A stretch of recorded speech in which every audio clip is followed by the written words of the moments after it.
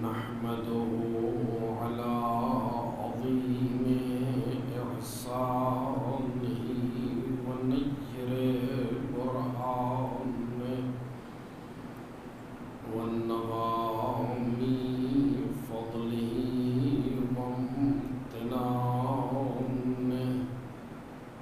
حمدا يكون لحقه قضاء ولشكره أداء وإلى ثوابه مقربا ولحسن مزيده موجبا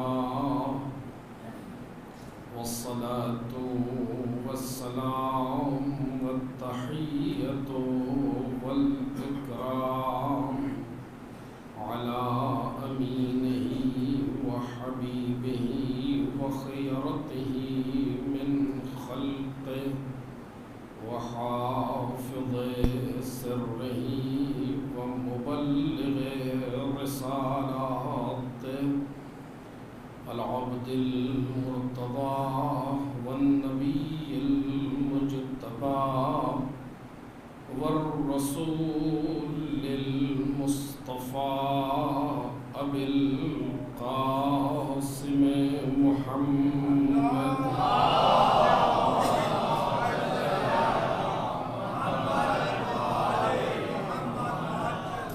وآله الأطيبين الأطهرين الأكرمين المعصومين المظلومين الذين أذهب الله عنهم الرجس وطهرهم تطهيرا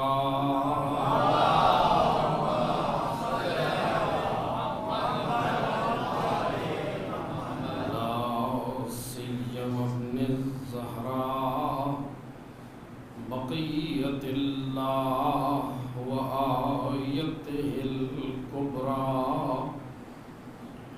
واللعنة الأبدية على أعدائهم أجمعين أما بعد فقد قال رسول الله صلی اللہ علیہ وآلہ وسلم إن لقتل الحسين حرارة في قلوب المؤمنين لا تبرد أبدا صلوات محمد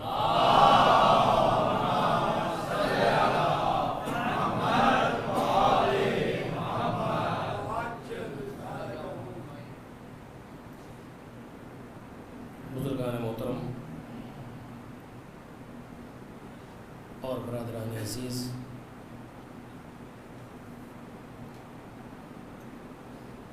حضرت سرور کائنات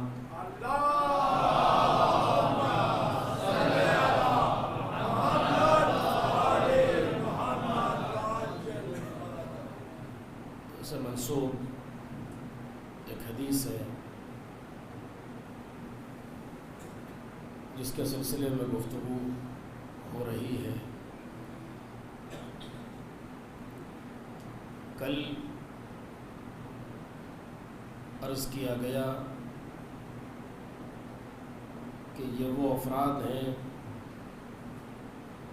کہ جن کے کلام کا کمال ہی یہ ہے کہ الفاظ کم ہوتے ہیں، معانی زیادہ ہوتے ہیں، اور یہ بولتے ہی اسی طریقے سے ہیں۔ لہٰذا ہماری ذمہ داری ہے کہ ہم جب بھی معصوم کے کسی قول کو دیکھیں تو اس پہ غور کریں، فکر کریں اور دیکھیں کہ معصوم نے کیا کہا ہے اور ہم سے کس بات کا مطالبہ کیا ہے اور اگر نہیں سمجھ پا رہے ہیں تو اہل سے معلوم کریں تاکہ وہ کلام جو ہم تک پہنچا ہے اس کا حق ادا ہو سکے۔ انہی احادیث پیغمبر میں ایک حدیث ہے جس کو میں نے ان سے روزہ گفتگو کے لیے عنوان قرار دیا۔ ارشاد ہو رہا ہے کہ حسین کی شہادت کی وجہ سے مومنوں کے دلوں میں ایک گرمی ہے، ایک حرارت ہے کہ جو کبھی سرد اور ٹھنڈی نہیں پڑ سکتی۔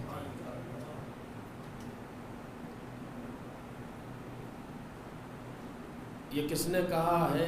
یہ اسی نبی صادق نے کہا ہے کہ جس کی صداقت کا کلمہ اس کی رسالت سے پہلے پڑھا گیا۔ جنہوں نے انہیں رسول نہیں بھی مانا ان لوگوں نے بھی انہیں سچا مانا، انہیں صادق مانا اور انہیں امین مانا۔ اور اب یہ گفتگو کا ایک موضوع ہے لیکن ابھی بحث نہیں ہو سکتی کہ دین کا سارا دار و مدار پیغمبر کی صداقت اور پیغمبر کی امانت پر ہے۔ اس پر کبھی وقت ہو کہ انسان گفتگو کرے کہ جو بھی ہمارے پاس آج ہے یا پہلے سے موجود ہے وہ سب کا سب یا پیغمبر کی صداقت کا نتیجہ ہے یا امانت کا نتیجہ ہے۔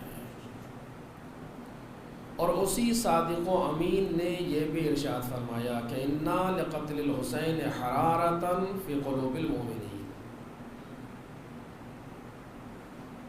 اور یہ ایک ایسی حرارت ہے کہ جو ہمیشہ سے چلی آ رہی ہے، نسلاً بعد نسلن۔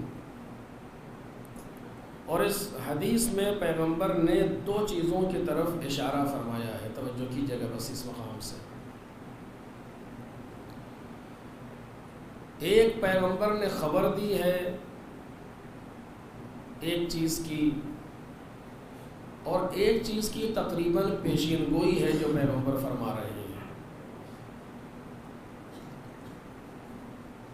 خبر اس بات کی ہے کہ انا لقتل الحسین حرارتاً، امام حسین کے قتل کی وجہ سے، امام حسین کی شہادت کی وجہ سے مومنوں کے دلوں میں حرارت ہے۔ یہ پیغمبر اکرم خبر دے رہے ہیں، یعنی ایسا ہے۔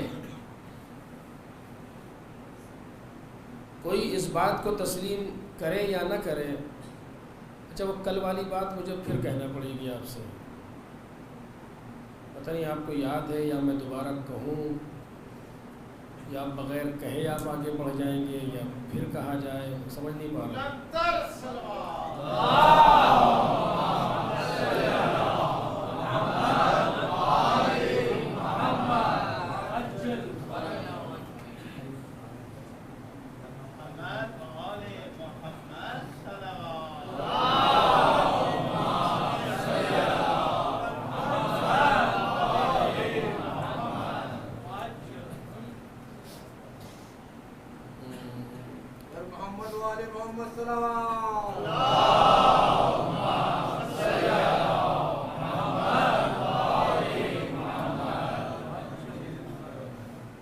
اچھا جب مومنین سے کہا جاتا ہے کہ تھوڑا سا آگے آ جائیے تو ہر آدمی پیچھے گھوم کے دیکھتا ہے، پیچھے سے کیا ہونا، آپ خود آگے بڑھ جائے، باقی سب خیریت ہے انشاءاللہ۔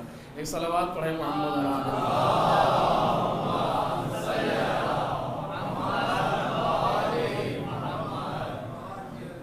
بہرحال ایک چیز کی پیغمبر نے اطلاع دی ہے کہ انا لقتل الحسین حرارتاً، حسین کے قتل کی وجہ سے ایک حرارت، ایک گرمی ہے، یہ طے ہے۔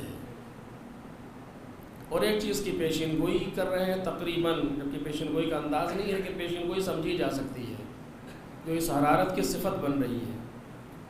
اور اس حرارت کی صفت یہ ہے کہ لا تبرد ابدا، یہ حرارت کبھی بھی سرد نہیں پڑ سکتی۔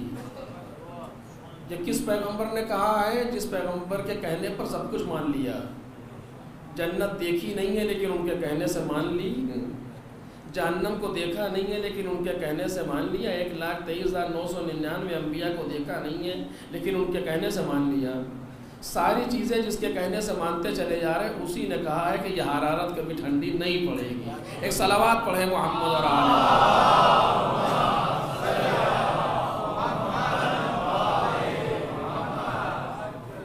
یہ بعض نسخوں میں لن تبردا ابدا، ہرگز یہ حرارت سرد پڑ ہی نہیں سکتی. یہاں تک بات حدیث کی ہے کہ جو بالکل واضح ہے اور ایک دم سامنے کی گفتگو ہے جو سرکار فرما رہے ہیں، لیکن میں نے پہلے بھی عرض کیا کہ ان کی گفتگو کافی دقیق ہوتی ہے. ائمہ طاہرین یہ وہ گھرانہ ہے کہ جہاں کم لفظوں میں بہت کچھ کہا جاتا ہے، اور اسی میں سے ایک یہ گفتگو ہے جس کو میں نے آپ کے سامنے پیش کیا، اور میں ذرا سی اس پر بات کرنا چاہوں گا آج اور کل. اور وہ یہ کہ آپ دیکھیے ہر گھر میں ایک قانون ہے جس کو اجرا کیا جاتا ہے، اپلائی کیا جاتا ہے. توجہ کیجیے گا. اور وہ قانون ہے قانون ظرف و مظروف. ایک اصول ہے، اصل ہے جو ہر گھر میں پایا جاتا ہے. قانون ظرف و مظروف کیا مطلب؟ ظرف یعنی برتن، مظروف یعنی جو اس کے اندر ہو. مثلا یہ گلاس آپ کے سامنے رکھا ہے، یہ جگ رکھا ہے، اس کے اندر پانی ہے. جگ ظرف ہے اور پانی مظروف ہے. یہاں تک بات واضح ہو گئی. بزرگ تو جانتے ہیں، یہ بچوں کے لیے عرض کر رہا ہوں کیونکہ بعض لفظیں ایسی ہیں جو ترک ہوتی جا رہی ہیں اور اب استعمال نہیں ہو رہی ہے. بہرحال ہمارے دینی جگہوں پر بھی انگلش کی لفظیں آنا شروع ہو گئی ہیں ماشاء اللہ سے. اور اب بجائے تمرینی کلاسات کی کلاس کے یا تمرینی دروس کے لوگ ورک شاپ جیسے لفظ استعمال. بہرحال خیر ایک چیز ہے سامنے آ رہی ہے. تو غرض کے ظرف و مظروف کا قانون ہر گھر میں پایا جاتا ہے. کیسے؟ آپ کسی بھی گھر میں داخل ہو، مثلا جو آج کے زمانے کے مکانات بنائے جاتے ہیں، داخل ہوتے ہی داہنے یا بائیں طرف ایک چھوٹی سی الماری رکھی ہوتی ہے، سیف 3-4 خانے کی. اس کے معنی کیا ہوتے ہیں؟ کہ اس کے اندر جوتے چپل رکھے جاتے ہیں. ایسا ہے کہ نہیں ہے؟ تھوڑا سا اور آگے جائیے، کسی کمرے میں پہنچ جائیے تو پھر ایک الماری بنی ہوتی ہے. اس میں کیا ہوتا ہے کہ اس میں کپڑے رکھے جاتے ہیں. کچن کی طرف جائیے تو فریج رکھا ہوتا ہے. اس میں کیا ہے؟ اس میں کھانے وانے کی چیزیں، اس طرح کی چیزیں، پانی ٹھنڈا کرنے کے رکھتے ہیں. ہے کہ نہیں ظرف و مظروف؟ اور اگر اور آپ بیڈ روم میں چلے جائیے تو پھر سیف نظر آئے گی اور پھر لاکر ہوگا اور یعنی کیا کیا اس کے اندر چیزیں، یہ سونے اور چاندی کی چیزیں ہیں جو رکھی جاتی ہیں. یہ چیز آپ کو ہر گھر کے اندر ملے گی. ظرف کیسا بھی صحیح، کہیں الماری ہے، کہیں کچھ ہے، کہیں کچھ ہے، اپنے اپنے اسٹینڈرڈ کے اعتبار سے. لیکن یہ قانون ہر جگہ پایا جاتا ہے کہ ایک ظرف ہے اور ایک مظروف ہے. ایک چیز ہے جس میں کوئی چیز رکھی جائے گی. جہاں پر جوتے چپل رکھے جاتے ہیں وہاں پر آپ کپڑے نہیں رکھ سکتے، اور جس الماری میں کپڑے رکھے جاتے ہیں وہاں جوتے اور چپل نہیں رکھے جاتے. جس فریج میں کھانے کی چیزیں رکھی جاتی ہیں وہاں کپڑے نہیں رکھے جا سکتے. جہاں سونا اور چاندی رکھنے کی چیز ہے وہاں کوئی کھانا نہیں رکھتا لے جا کر کے. ہے کہ نہیں ایسا؟ ہر ظرف کو ہر مظروف کے لیے استعمال نہیں کیا جاتا. توجہ کیجیے گا جو بات عرض کر رہا ہوں. اور ہر مظروف کو ہر ظرف میں نہیں رکھا جاتا اور نہ رکھا جا سکتا ہے. کہیں کہیں نہیں رکھا جاتا اور کہیں کہیں نہیں رکھا جا سکتا. امکان ہی نہیں ہے. ہر ظرف خاص ہے اپنے خاص مظروف کے لیے، اور ہر مظروف خاص ہے اپنے خاص ظرف کے لیے. ایسا ہے کہ نہیں؟ یہ بات واضح ہو گئی آپ کے سب کے لیے. خوب اگر واضح ہوئی تو صلوات پڑھیں محمد اور آل محمد.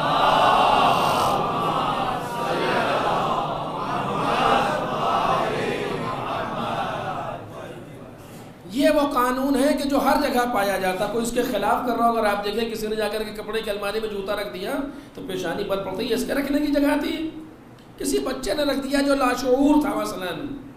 لیکن اگر شعور کا تقاضا یہ ہے کہ ظرف و مظروف میں مماثلت پائی جانی چاہیے، ظرف و مظروف میں آپس میں ہم آہنگی ہونی چاہیے، ہے کہ نہیں ایسا؟ کیسے ہی ہے؟ پیغمبر نے بھی اس حدیث شریف میں ظرف و مظروف کے قانون کو اجرا کیا۔ صلوات پڑھیں نا محمد اور آل محمد۔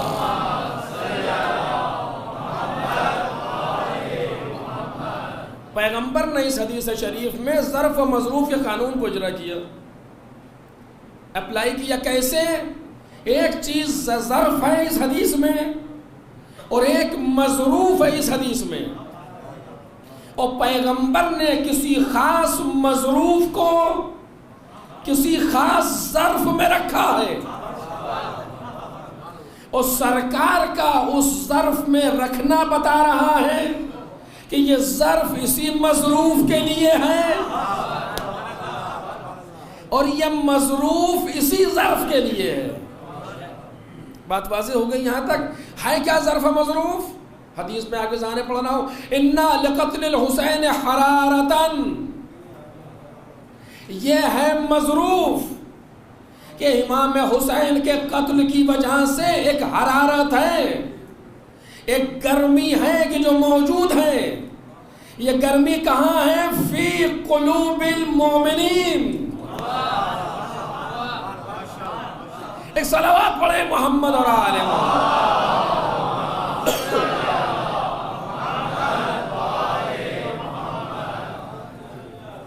فی قلوب المومنین، مومنوں کے دلوں میں یہ حرارت ہے، یعنی قلب مومن ہے ظرف، حرارت قتل حسین ہے مظروف۔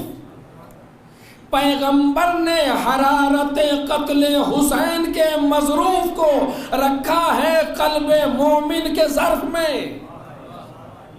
یعنی یہ حرارت اگر پائی جائے گی تو قلب مومن میں ہوگی، اور قلب مومن ہوگا جو حرارت قتل حسین کے لیے ظرف بنے گا۔ بات بالکل واضح ہے، اِنَّا لِقَتْلِ الْحُسَيْنِ حَرَارَةً فِي قُلُوبِ الْمُؤْمِنِينَ، فی ظرف کے لیے استعمال ہو رہا ہے اس مقام پر۔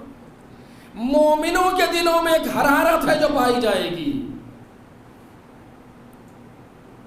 اگر یہاں تک بات محسوس ہو گئی ہے تو میں اس کے بعد جو بات کہہ رہا ہوں وہ ذرا سا سخت ہے، مجھے نہیں معلوم کہ آپ کے یہاں یہ بات محسوس ہو سکتی ہے کہ نہیں، لیکن ہمارے یہاں بڑی آسانی سے محسوس ہوتی۔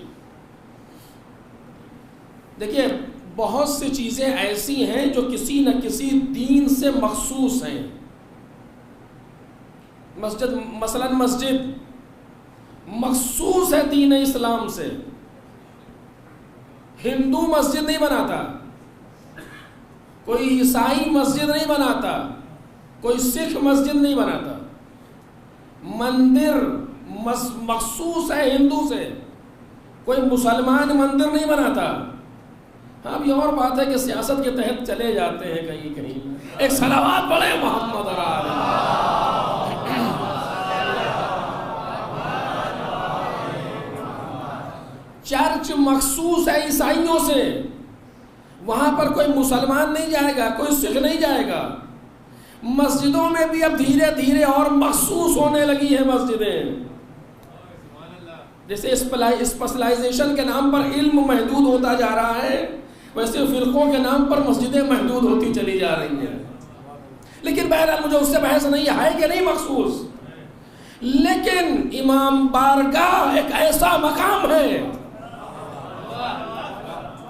حسین اور حسینیت ایک ایسا مقام ہے کہ جو ماورائے ادیان ہے۔ لفظ کہہ رہا ہوں اگر آپ محسوس کریں کہ جو دین کے حدود سے بالا تر ہے، دین کے وہ حدود جو آج دنیا میں سمجھے جا رہے ہیں، ورنہ اس طرح کوئی دین ہے ہی نہیں سوائے اسلام کے، اس سے بحث نہیں، میں عرض کر رہا ہوں اس کو۔ جو آج دین کے حدود سمجھے جا رہے ہیں، یہ کرسچینٹی ہے اور یہ ہندوازم ہے اور یہ اسلام ہے اور یہ فلاں ہے اور یہ فلاں ہے، لیکن حسینیت ان سے ماورا سمجھی جا رہی ہے۔ مسلمانوں میں خاص ہوں گے تو بنیں گے مومن۔ یہاں تک بات واضح ہے، اس میں کوئی بحث کی ضرورت نہیں، ورنہ ہر چیز بحث کے لیے ہے اور ڈسکس کی جا سکتی ہے۔ عام انسانوں سے پیور ہوں گے تو مسلمان، مسلمان کو اور پیور کیا جائے گا، خاص تو مومن۔ پیغمبر نے کہا کہ حرارت قتل حسین ہے مومن کے دل میں۔ یا رسول اللہ آپ کی حدیث ہمارے سر آنکھوں پر، ہم اس پہ نہ شک کر سکتے ہیں نہ کسی قسم کا ریب، لیکن اسے کیا کریں جو اپنی آنکھوں سے دیکھ رہے ہیں۔ بھئی پیغمبر کہہ رہے ہیں قتل حسین کی حرارت صرف مومنوں کے دل میں، اور ہماری آنکھیں دیکھ رہی کہ مسلمان بھی منا رہا ہے، غیر مسلم بھی حرارت کو محسوس کر رہا ہے۔ ایک صلوات پڑھ دے محمد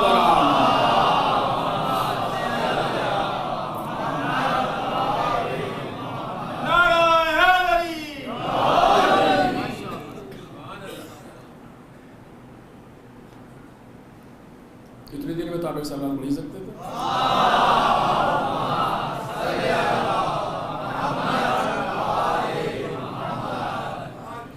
خطرناک ہو گیا نا مسئلہ گفتگو کا، اب کیسے کریں؟ انٹرنیٹ پر سرچ کیجئے آپ کو نظر آئے گا کہ مومن تو کیا مسلم بھی نہیں، جو غیر مسلم ہے وہ بھی امام حسین کا غم منا رہا ہے۔ اہل سنت کو باقاعدہ دیکھا غم مناتے اجمیر میں جا کر کے، ہم نے کتنے دنوں تک وہ ننگے پیر ٹہلتے روڈ پر غم کے لیے، یہ بغیر حرارت کے۔ جو بیٹھا ہوا رو رہا ہے امام حسین پر، یہ بغیر حرارت کے۔ اِنَّا لِقَتْلِ الْحُسَيْنِ حَرَارَةً فِي قُلُوبِ الْمُؤْمِنِينَ، مومنوں کے دلوں میں ایک حرارت ہے امام حسین کے قتل کی وجہ سے۔ یا رسول اللہ ہم تو اس سے غیر مومنوں میں دیکھ رہے ہیں، مسلمانوں کے اندر موجود ہے، کافروں کے اندر موجود ہے، بار بار کہہ رہا ہوں آپ سے، کافروں کے اندر موجود ہے۔ کیسے حل کریں؟ دیکھ رہے ہیں نا کتنا سخت کہا پیغمبر نے، کیسے سمجھیں کہ پیغمبر نے کیا فرمایا؟ یا رسول اللہ ہم تو ٹھہرے مسلمان، آپ کی بات پہ شک بھی نہیں کر سکتے ہم، لیکن ہم اسے کیسے سمجھائیں دوسروں کو؟ آپ نے فرمایا مومنوں کے دل میں حرارت ہے، ہم دیکھ رہے ہیں کافروں کے دل میں موجود ہے۔ مشاہدے پر شک کریں یا سمجھ پہ شک کریں، کیا کریں؟ آپ بھی سوچیے، ہم بھی سوچا، کچھ نہ کچھ نتیجہ نکل ہی آئے گا انشاءاللہ۔ ایک صلوات پڑھیں محمد۔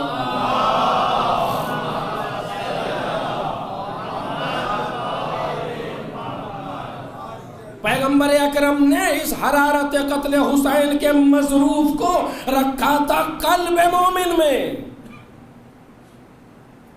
مومن کے دل میں یہ حرارت محسوس ہوگی، جب یہ حرارت محسوس ہوگی تو غم منائے گا، جب یہ حرارت محسوس ہوگی تو روئے گا، جب یہ حرارت محسوس ہوگی تو کہے گا یا حسین۔ اور کیا ہے بھئی، اگر آپ اور ہم بعنوان مومن اگر غم منا رہے ہیں اور حرارت کو محسوس کر رہے ہیں تو کیا کر رہے ہیں؟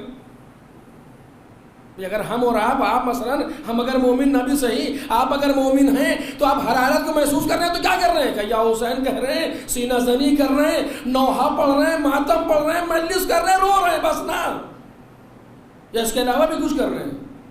خوب یہی کر رہے ہیں۔ تو جو حرارت کو محسوس کر کے آپ جو کام کر رہے ہیں، اسی کام کو تو وہ بھی کر رہا ہے، وہ بھی تعزیہ رکھ رہا ہے، وہ بھی سینہ زنی کر رہا ہے، وہ بھی نوحہ پڑھ رہا ہے، وہ بھی مجلس کر رہا ہے، وہ بھی جلوس نکال رہا ہے، وہ بھی آپ کی طریقے سے غم منا رہا ہے۔ اس کے معنی وہ بھی حرارت محسوس کر رہا ہے۔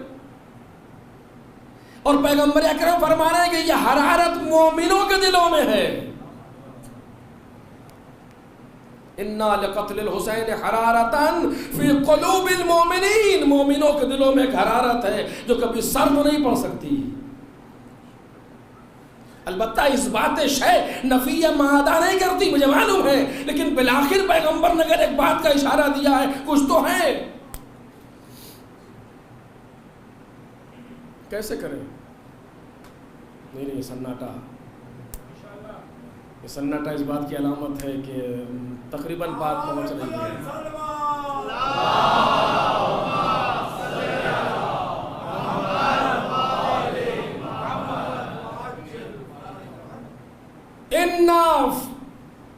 للحسین فی بواطن المومنین محبتا مکنونا، انا للحسین فی بواطن المؤمنین معرفتا مکتوما، مومنوں کے اندر حسین ابن علی کے لیے معرفت ہے جو چھپی ہوئی ہے، مومنوں کے اندر حسین ابن علی کے لیے محبت ہے جو محفوظ ہے۔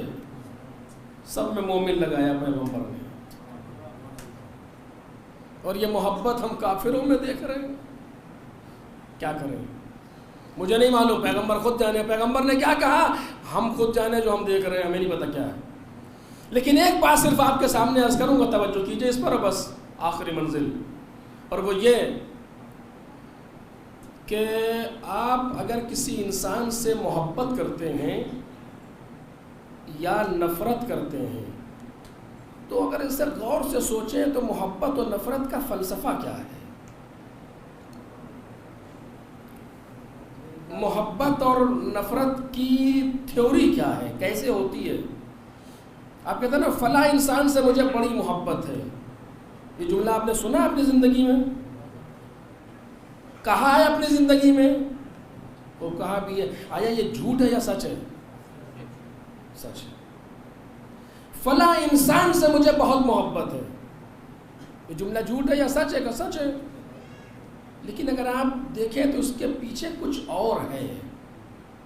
یہ اگر سچ ہے بھی تو ذرا سا گھوم کے ہے، یہ سیدھا سچ نہیں ہے۔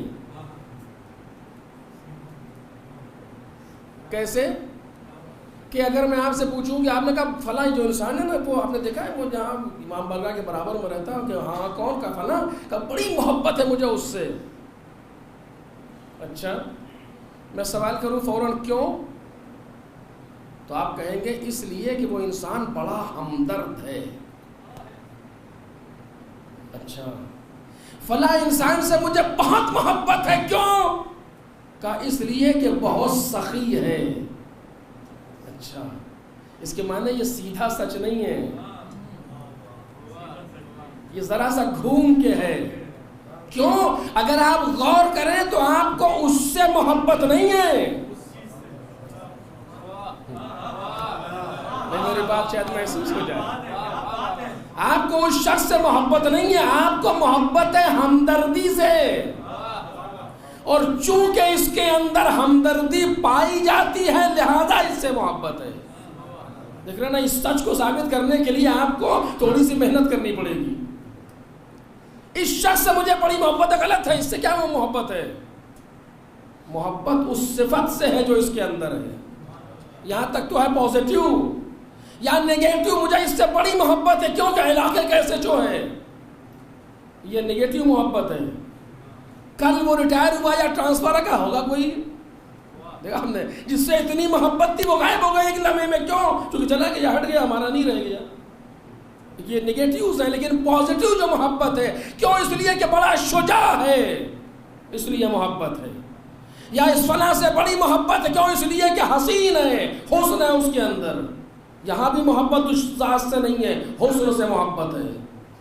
بڑی نفرت ہے مجھے اس خبیث انسان سے، کیوں؟ کہ اس لیے کہ نہایت کنجوس ہے۔ اچھا، نفرت بھی اس سے نہیں ہے۔ ایسا ہوتا ہے کہ نہیں ہوتا؟ نفرت بھی آپ کو کس سے ہے؟ کنجوسی سے ہے، اس صفت سے ہے، بخل سے ہے، اور بری صفت ہے اگر اس کے اندر پائی جا رہی لہذا اس سے نفرت ہے۔ یعنی محبت و نفرت جس چیز سے ہو رہی ہے وہ خود شخص نہیں ہے، صفات ہیں۔ صحیح کہہ رہا ہوں نا آپ کے سامنے؟ یعنی ڈائریکٹ محبت نہیں ہے اس سے، کوئی ایک انڈائریکٹ ہے، کوئی واسطہ بن رہا ہے بیچ میں، کہ چونکہ صفات سے محبت بھی ہوتی ہے، صفات سے نفرت بھی ہوتی ہے، جو صفات اس کے اندر پائے جائیں لہذا محبت ہوگی اگر ہیں تو، اگر وہ برے صفات اس کے اندر ہیں تو نفرت ہوگی۔ ایسا ہے کہ نہیں ہے؟ کوئی آج تک سوچ کے بتائیے، کوئی آج تک زندگی میں ایسا ملا جو آپ سے محبت کرے؟ ہے نا، ہر ایک اپنے چکر میں ہے۔ ایک صلوات پڑھے محمد اور آل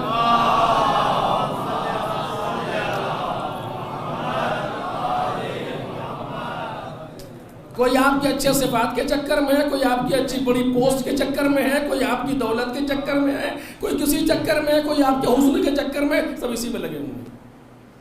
کوئی ایسا نہیں نظر آیا جو مجھ سے محبت کرے، نہیں، سارے کے سارے یہی واسطے لیے ہوئے ہیں۔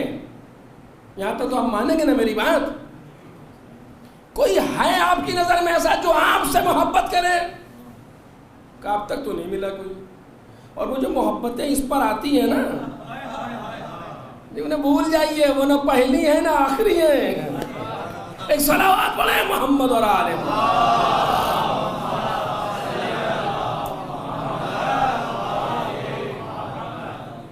ہے کائنات میں کوئی آپ سے محبت کرنے والا؟ ہے یا نہیں؟ بالآخر آپ کہہ رہے نہیں ہے، میں کہہ رہا ہوں ہے۔ کون ہے؟ ماں۔ ائمہ کی گفتگو نہیں کر رہا ہوں تو پھر پروردگار اور پیغمبر اور رسول اور خدا وہ دوسرا مرحلہ ہے، میں یہاں اسی زمین پر رہ کے بات کر رہا ہوں۔ ماں ہے، ماں اور باپ، اور خصوصاً ماں جو اپنے بچے سے محبت کرتی ہے کسی صفت کی وجہ سے نہیں، کیونکہ صفات ہیں کہاں؟ ابھی نہ یہ عالم ہے، نہ سخی ہے، نہ کچھ بھی نہیں۔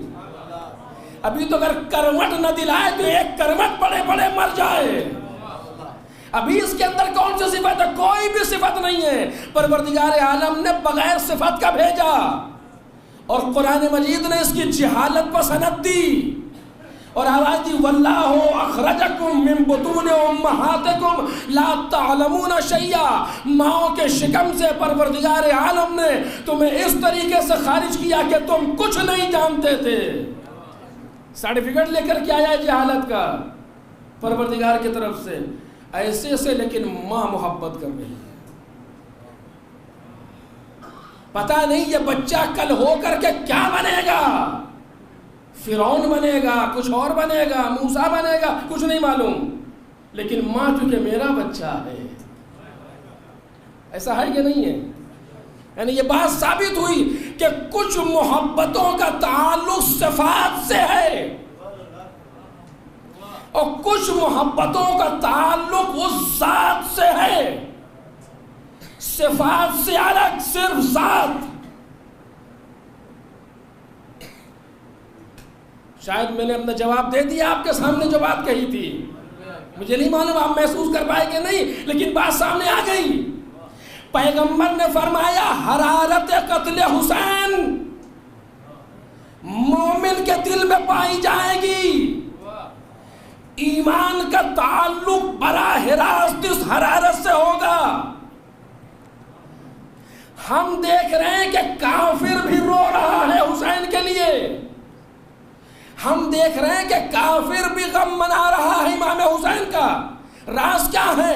وہ نہ حسین کو جانتا ہے، امام کو نہ پہچانتا ہے۔ اس کو ہمدردی امام حسین سے نہیں ہے، وہ کسی مظلوم کو رو رہا ہے، وہ کسی بے کس کا ماتم کر رہا ہے، وہ کسی غریب الوطن کو رو رہا ہے، اسے کسی پیاسے سے ہمدردی ہے۔ یہ سارے صفات لگ رہے ہیں امام حسین کے ساتھ، لہذا آنسو بہا رہا ہے۔ اسے براہ راست امام حسین سے محبت نہیں ہے، کیونکہ اگر امام سے براہ راست محبت ہوتی تو پھر کافر کیسے رہتا؟ ایک صلوات پڑھیں محمد اور آل محمد۔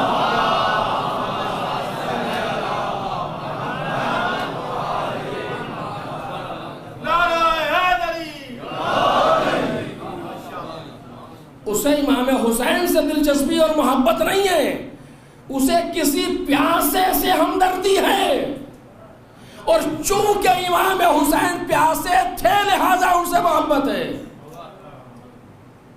اسے امام حسین سے کوئی تعلق نہیں ہے، وہ کسی مظلوم سے ہمدردی رکھتا ہے، اور چونکہ امام حسین مظلوم تھے لہذا ہمدردی ہے۔ ایسا ہے کہ نہیں؟ یا حسین ابن علی کو براہ راست پہچانتا ہے؟ تو سوال ہی نہیں ہوتا. اگر امام حسین کو براہ راست پہچان لیتا ہے تو پھر ادھر کیسے رہتا؟ پھر تو ادھر آتا. اب یہ بس یہ یہاں اور بہت سی چیزیں ہیں لیکن میں روک رہا ہوں اس جگہ پر تاکہ آج بات کسی جگہ پر رک جائے، وقت میں گنجائش نہیں ہے. پروردگار عالم نے یہ انتظام کیا حسین ابن علی کے ساتھ. توجہ کیجیے گا، یہ انتظام الہی ہے. پیغمبر نے جہاں گفتگو کی ہے وہ حقیقت کے جامع پر گفتگو کر رہے ہیں. حسین کے قتل کی حرارت صرف مومن محسوس کرے گا، لیکن اے حسین تمہیں پیاسے رہنا ہے، اے حسین تمہیں مظلوم شہید ہونا ہے، اے حسین تمہیں بے کس رہنا ہے، اے حسین تمہیں غریب الوطن رہنا ہے، اے حسین تمہیں لاشوں پر لاشیں اٹھانے ہیں. کیوں؟ اس لیے کہ ہم تمہیں بنائیں گے دین کے لیے محور، ہم تمہیں بنائیں گے انسانیت کے لیے محور. لہذا تم ایسا مرکز بن جاؤ کہ جو جس جذبے کے تحت بھی ہو تم سے قریب ہو جائے. آج بات محسوس ہو جائے، کچھ پیاس کے بہانے سے آ جائے، کچھ مظلومیت کے بہانے سے آ جائے، کچھ بے کسی کے بہانے سے آ جائے، کچھ غریب الوطنی کے بہانے سے آ جائے. ان صفات کے ذریعے سے تم سے قریب ہوتے رہے، پھر تمہیں پہچانتے چلے جائیں. ایک صلوات پڑھتے محمد.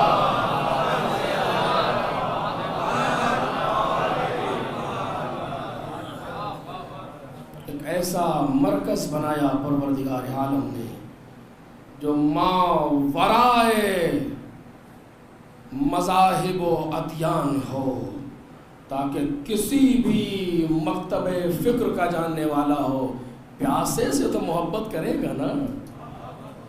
اس بہانے سے امام حسین سے قریب ہوگا. کون تھا یہ پیاسا؟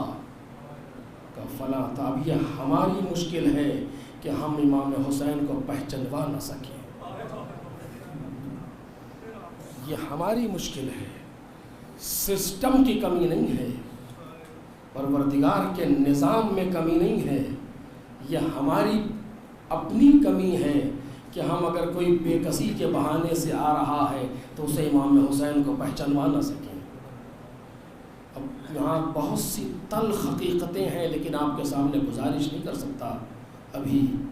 میرے عزیزو، ہماری عزا کو، صرف ایک جملہ کہہ رہا ہوں، غور کیجئے گا، ہماری عزا کو ایسا ہونا چاہیے کہ جو حسینی نہیں بھی ہے وہ حسین سے قریب ہونے پر مجبور ہو جائے.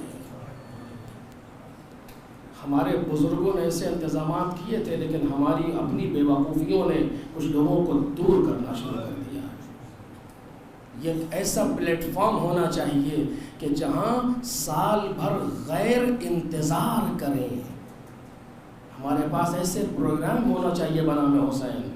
بہرحال ہے کہ نہیں ہے وہ میں نہیں جانتا، لیکن بالآخر اگر لوگ ایسے پروگرام کر رہے ہیں تو خوش نصیب، اور اگر نہیں ہے تو توجہ ہونی چاہیے کہ ہم امام حسین کے نام سے جذب کریں خود دین کے لیے لوگوں کو.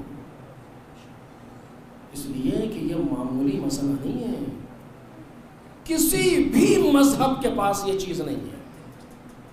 میں ذمہ داری سے عرض کر رہا ہوں آپ کے ساتھ. آپ اٹھا کر کے دیکھیں اسی سال مثلا 40 میں کتنے لوگ ہیں. مسلمانوں کے لیے اور شیعوں کے لیے سب سے جھوٹا میڈیا کون سا؟ BBC. 3.5 کروڑ تو وہ لکھ رہا ہے. 3.5 کروڑ ایک عدد ہے.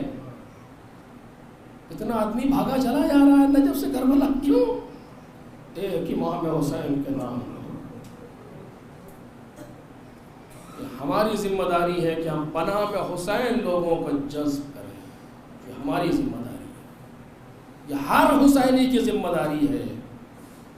جس طریقے سے اہل بیت علیہ السلام نے کیا.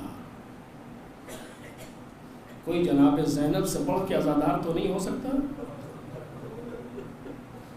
کوئی سید سجاد علیہ السلام سے بڑھ کے تو امام حسین کا غم نہیں منا سکتا. کیسے وہ غم منا رہے تھے حسین ابن علی کا کہ جہاں سے گزرتے تھے نقشہ پلٹ جاتا تھا. فوجیں یزید کی، پروپیگنڈا یزید کا، ساری چیزیں یزید کی، لیکن سب کچھ حق میں ہو رہا تھا زینب و سجاد کے. یہ کیسے تھا؟ وہ اسی غم کی تاثیر تھی. آج بھی اس غم میں وہی تاثیر ہے. ہمارے پاس وہ زبان نہیں رہ گئی، ہمارے پاس معاف کیجئے گا وہ خلوص نہیں رہ گیا. ہمیں اپنی فکر ہے مکتب حسین کی نہیں، ورنہ آج بھی امام حسین کے غم میں وہی تاثیر ہے. جس جگہ بیان ہوگا انقلاب پیدا کر دے گا دلوں کے اندر. جہاں جہاں سے اہل حرم گزرتے گئے، کون سوچ سکتا تھا 3 دن کے بھوکے 3 دن کے پیاسے ایسا انقلاب پیدا کر دیں گے. لیکن اللہ رے اس غم کا کمال کہ جناب زینب کی تقریروں نے، جناب سید سجاد کے خطبوں نے مجبور کر دیا کہ جو عورتیں کل دیکھ کے تالیاں بجا رہی تھیں وہ آج انہیں پرسہ دینے کے لیے آئے، مجبور کر دیا. یزید نے اہل حرم پر ترس کھا کے رہا نہیں کیا، ان پر رحم کھا کے رہا نہیں کیا، مجبوری بنا دیا یزید کی زینب کی تقریروں نے، مجبوری بنا دیا ہے یزید کی سید سجاد کی تقریروں نے کہ اس کو رہا کرنا پڑا. کیونکہ وہ جتنے پروگرام اپنے حق میں لاتا تھا، کمال سید سجاد و کمال زینب کبریٰ یہ تھا کہ اس کے پروگرام کو اس کے خلاف استعمال کرتے تھے. یہ اہل حرم کا کمال تھا. بس میں آخری بات یہاں پر کہہ کر کے مجلس کو تمام کر رہا ہوں. عزیزو یہ اس غم کی تاثیر ہے، یہ انتظام پروردگار ہے. ہم خالص ہو جائیں نہ جانے کیا کیا کائنات میں ہو سکتا ہے. مشکل ساری اندر پائی جاتی ہے، باہر کوئی مشکل نہیں ہے. جو ہے ہمارے اندر پرابلمز ہیں، اس کو ہم اگر حل کر لیں گے باہر کے مسائل خدا خود بخود حل کرتا چلا جائے گا. ہمیں اپنے بارے میں سوچنا چاہیے. بس تمام کر رہا ہوں. اہل حرم کا لٹا ہوا قافلہ منزلوں کو طے کرتا ہوا کوفے سے ایک ایک منزل سے گزرتا ہوا کہاں پہنچ رہا ہے؟ شام. شام اس سرزمین کا نام ہے کہ امام سجاد جب تک زندہ رہے شام کو روتے. سنا ہے نا آپ نے کہ آنے والے نے کہا مولا صبر کرے کب تک روئیں گے؟ تو فرمایا کہ منحال تم نے انصاف نہیں کیا. کیوں آقا کیا ہوا؟ گستاخی. منحال جناب یعقوب کے کتنے بیٹے تھے؟ 12 بیٹے. کتنے آنکھوں سے اوجھل ہو گئے تھے. ایک یعقوب جانتے تھے کہ یوسف زندہ ہیں، لیکن پھر آ کے یوسف میں اتنا روئیں گے آنکھیں سفید ہو گئی. اے منحال ہمارے سامنے تو 18 ایک ہی دوپہر میں. منحال نے فوراً پلٹ کے چاہا کہ دوسرا جملہ کہیں کہ شاید کچھ دلاسا ہو جائے. کہا مولا شہادت تو آپ کی میراث ہے. سید سجاد پھر تڑپ گئے. ہاں منحال تم نے سچ کہا مگر پھر انصاف نہ کیا. ارے شہادت ہماری میراث ہے، یہ بتاؤ یہ ہماری میراث کہاں سے ہے کہ ماں بہنیں بیردہ نامحرموں کا مجمع منادی ندا دیتا ہوا حاضی سبایا من بنات رسول اللہ، یہ قیدی رسول خدا کی خواتین ہیں، ان کی بیٹیاں ہیں. منحال بھی رو رہے ہیں، امام سجاد بھی رو رہے ہیں. منحال نے پوچھا مولا یہ بتائیے سب سے زیادہ مصیبت آپ پر کہاں پڑی؟ علی اکبر کربلا میں شہید ہوئے، جناب قاسم کربلا میں پامال ہوئے، ابو الفضل عباس کے شانے کربلا میں کٹے، اصغر کے گلے پتیر کربلا میں لگا، امام حسین کربلا میں شہید ہوئے، لاشیں کربلا میں پامال ہوئے، خیام کربلا میں جلائے گئے. لیکن امام نے ایک مرتبہ بھی کربلا کا نام نہ لیا. آواز دی الشام.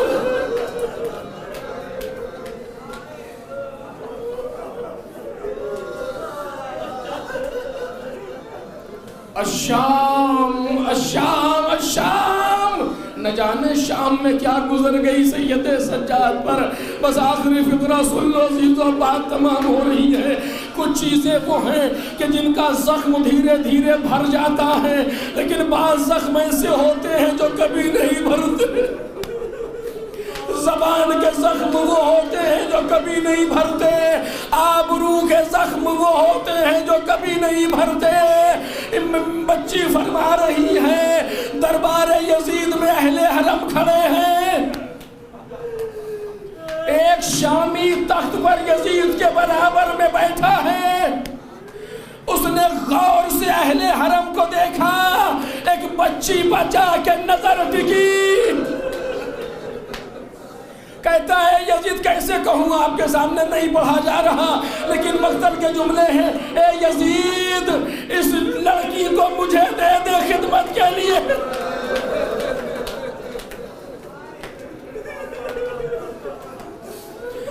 یہ کون ہے خاتون؟ یہ حسین ابن علی کی بیٹی ہے. ہائے، امام وقت کی بیٹی کو کوئی کس لیے مانگ رہا ہے؟ کنیزی عالم کی شہزادی جو ہو. بی بی کہتی میں جیسے میں نے جملہ سنا میرا بدن لرز گیا، اپنے پھوپھی زینب کا دامن تھاما.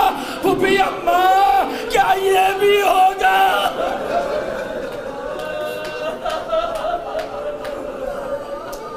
نہیں کہا جا رہا عزیزو، معاف کرے امام زمانہ مجھے، لیکن شب جمعہ ہے. دو جملے سن لو، بات تمام ہو رہی ہے. بچی کہتی پھوپھی کے دامن سے لپٹ گئی.